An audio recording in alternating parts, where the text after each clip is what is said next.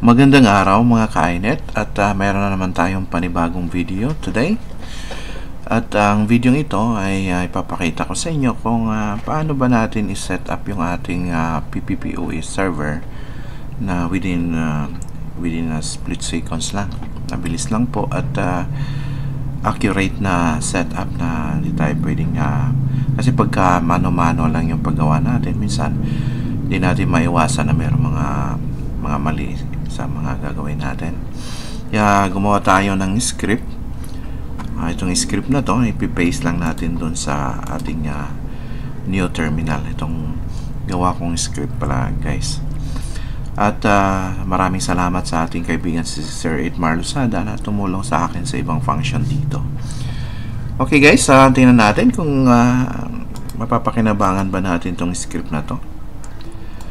Select all lang natin, tapos dito sa new terminal paste lang natin dito. Ayan, click na, press enter lang. Ayan guys, kung makita nyo, within split seconds lang meron na tayong PPPoE server at may kasama pa itong non-payments na pop up sa kanila mga cellphone kapag hindi sila nakapagbayad. Ito siya guys, yan natin, hanggang 100 Mbps yung nilagay ko dito, tsaka yung non-payments na makita natin dito, meron siyang PPPoE server, meron ding secrets na dalawa. Ito, halimbawa guys, meron kang customer na medyo hindi pa nakapagbayad or ayaw talagang magbayad, i-set lang natin dito sa profile na ito, non-payments. Yan lang guys, at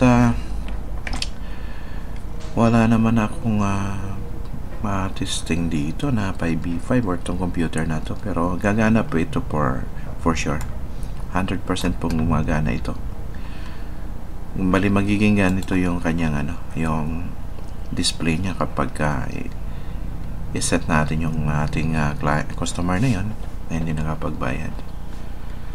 So yun lang siguro maybe next video maaari nating italakay or ipakita sa inyo yung talagang pinaka-output nito kapag i-set natin dun sa non-payment.